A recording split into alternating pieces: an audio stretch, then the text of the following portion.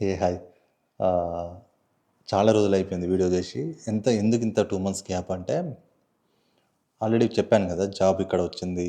ఆహ్, మా వైఫ్‌కి ఇక్కడ జాబ్ వచ్చింది ఆంటారియోలో. సో, చాలా గ్యాప్ తర్వాత జాబ్ వచ్చింది. అంటే 3 మంత్స్ తర్వాత జాబ్ వచ్చింది. మూవ్ అవ్వాల్సొచ్చింది.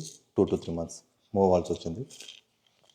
మూవ్ అయ్యి ఏం చేశాము అంటే, ప్రస్తుతం అప్పుడు హోటల్‌లో 1 వీక్ ఉండేసి ఎళ్ళిపోయాము.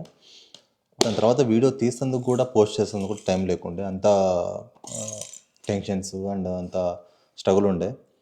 మోస్ట్లీ ఈ వీడియో చూస్తే కూడా వైరల్ అవ్వచ్చు. అంతగానం స్ట్రగుల్ ఉంది మాది యూఎస్‌లో. ఇక్కడ ఏమైందంటే 1 వీక్ అయ్యి రిటర్న్ వెళ్ళిపోయాం కదా!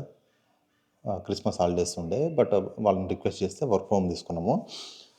మా వైఫ్ వర్క్ హోమ్ తీసుకుంది. సో, దాని తర్వాత అక్కడికి వెళ్ళిపోయాము. మళ్ళీ జాన్ 5థ్‌కి ఇక్కడికి వచ్చాము. అప్పుడు జాన్ 5థ్ వరకు 2 వీక్స్ వర్క్ హోమ్ తీసుకొని అక్కడనే చేసేసి ఇక్కడికి వచ్చాము. సో, ఇక్కడికి వచ్చే ముందు హోటల్ బుక్ చేసినాం 1 మంత్‌కి. ఎక్స్టెండెడ్ స్టే అమెరికా అని ఉంటుంది. చినో హిల్స్ అని ఉంటుంది ఇక్కడ ఏరియా ఆఫీస్ దగ్గరలో. సో, అక్కడ అది బుక్ చేసాం 1 మంత్‌కి. కార్ బుక్ చేసాం 1 మంత్‌కి. హోటల్ బుక్ చేసాము.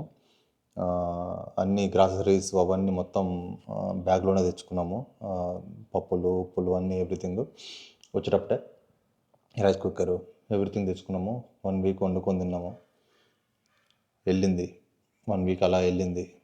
ఎవ్రీడే ఈవినింగ్ అయితే, మార్నింగ్ నుంచి ఈవినింగ్ వరకు ఓకే ఎట్లా అట గడిచేది. బట్ ఈవినింగ్ అయితే కొంచెం ఇక బాధగా ఉండేది అన్నట్టు. అరే ఏంది ఈ స్ట్రగుల్, ఈ స్టే ఇలాంటి హోటల్లో బతకడం ఏంటి, మనకు అక్కడ ఓన్ హౌస్ ఉంచుకొని ఇంత స్ట్రగుల్ అవ్వాల్సి వస్తుంది అనే ఫీలింగ్ వచ్చింది.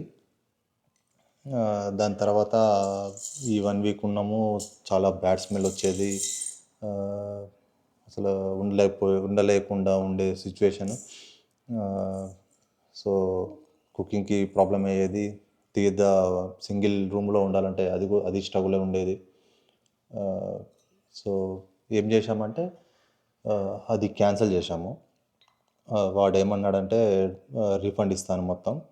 అంటే మొత్తం కాదు, మనం ఎన్ని డేస్ స్టే చేసామో పర్ డే లెక్క తీసుకొని మిగతా అమౌంట్ రీఫండ్ ఇస్తానని చెప్పాడు. వాడు రీఫండ్ ఇస్తాను కన్ఫర్మ్ చేయగానే ఇక్కడ వీళ్ళ ఆఫీస్ దగ్గరలోనే నియర్ బై ఒక ఆఫీస్ దగ్గరలోనే ఒక పార్క్, ఏమంటారు, నియర్ బై ఒక పార్క్ ఉందా, దాని సైడే అక్కడనే ఒక అపార్ట్మెంట్ తీసుకున్నాము. ఇక్కడ చాలా అపార్ట్మెంట్స్ ఉన్నాయి చుట్టుపక్కల.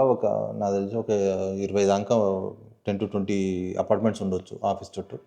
సో, అందులో ఒక అపార్ట్మెంట్ తీసుకున్నాము. దానికి 2000 పర్ మంత్. 6 మంత్స్కి బ్లాక్ చేసాము.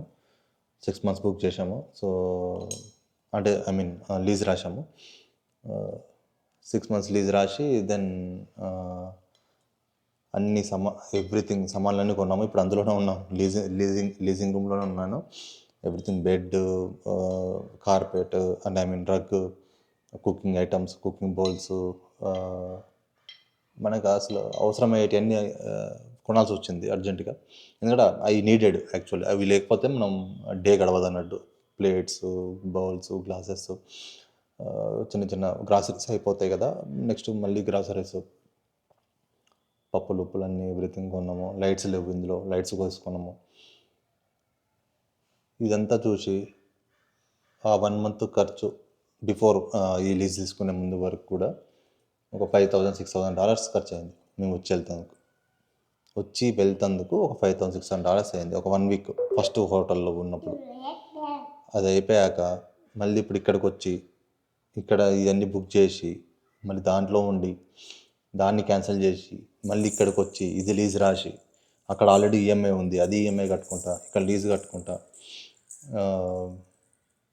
మళ్ళీ కారు 1 మంత్ అయిపోతే మళ్ళీ కార్ రిటర్న్ ఇచ్చేయాలి కదా. తర్వాత ఎలా ఉంటాం.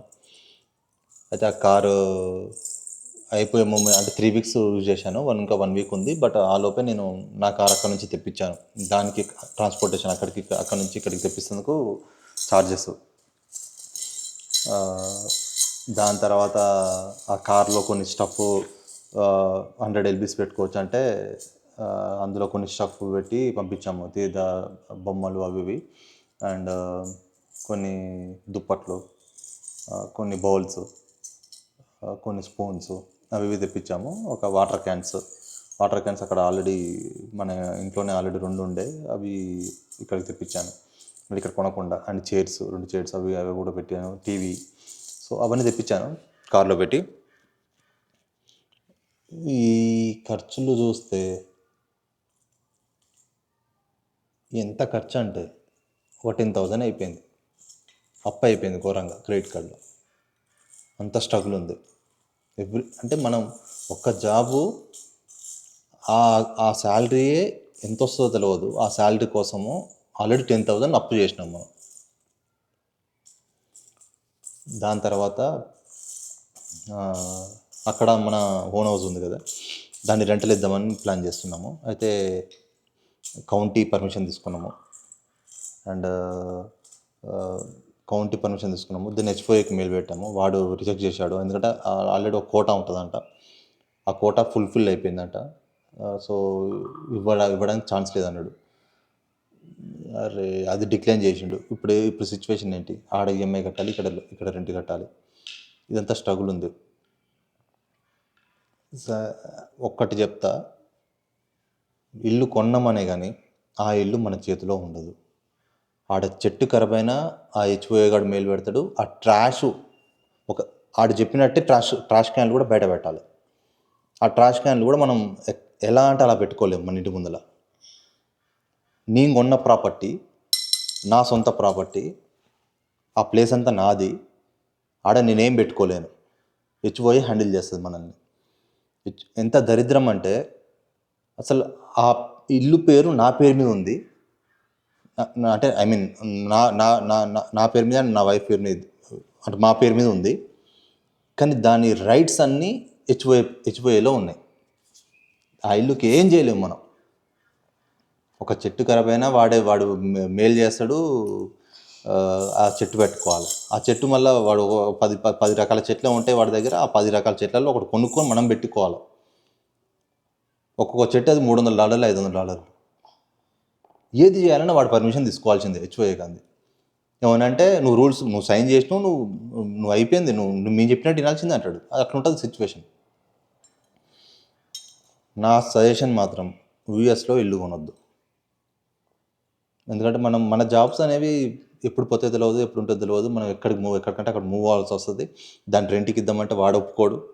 అది ఖాళీగానే ఉంచుకోగానే నువ్వు అసలు ఇచ్చుకోవద్దంటాడు వాడు. ఏం యూజ్ అది? అంటే ఫినాన్షియల్గా నువ్వు ఇంకా డౌన్ అవ్వని చెప్తున్నాడు వాడు డైరెక్ట్గా డౌన్. నువ్వు ఫైనాన్షియల్గా నువ్వు ఎట్లయినా స్ట్రగుల్ అవ్వుకో అంటాడు వాడు.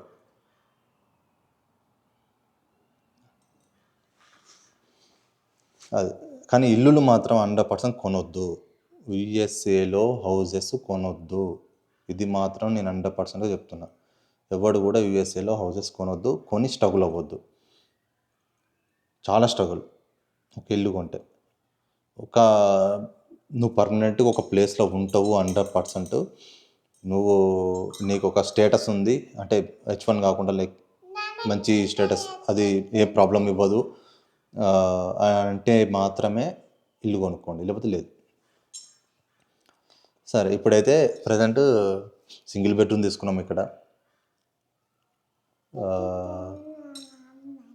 ఇది ఓకే, చాలా స్మాల్గా ఉంటుంది. 600 స్క్వేర్ ఫీటే, చాలా స్మాల్. సో అంతా అంటే రోజు బాధ అనిపిస్తుంది. ఏంది మనం ఇల్లు వదిలి పెట్టుకొని వచ్చి ఇదంతా ఏందని అనిపిస్తుంది. బట్ స్టేటస్ కోసం, యూఎస్లో ఉండాలంటే స్టేటస్ ఉండాలి కదా, వీసా స్టేటస్. దానికోసం స్ట్రగుల్ అవ్వాల్సి వస్తుంది. సో అలా ఉంది. బట్ ఓకే, ఇప్పుడైతే ఓవరాల్ అప్పులు తీర్చడానికే జాబ్ చేస్తున్నట్టుంది.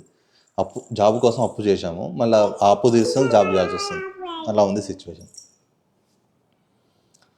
ఓకే, మళ్ళీ ఎప్పుడు బ్యాక్ వస్తున్నా తెలియదు.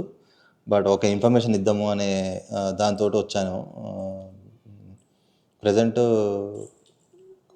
కొంచెం బిజీగానే ఉన్నాము. డేస్ అనేవి చాలా స్లో వెళ్తున్నాయి, అంటే చాలా స్పీడ్గా వెళ్తున్నాయి. స్లో కాదు, సారీ, చాలా స్పీడ్గా వెళ్ళిపోతున్నాయి డేస్. బట్ బి బిజీ లైఫే ఓవరాల్‌గా చెప్పాలంటే. ఇంట్లో తను ఇంట్లో ఉండదు కదా! నేను తీర్థం తీసుకోవాల్సొస్తది. ఫుడ్డు, కుకింగ్ గానీ, తీర్థం చూసుకోవడం గానీ, వర్క్ గానీ అన్నీ మేనేజ్ చేయాల్సొస్తుంది. సో, చూద్దాం. ఇప్పటి నుంచైతే చేయడానికి చూస్తాను వీడియోస్. మళ్ళీ కలుద్దాం.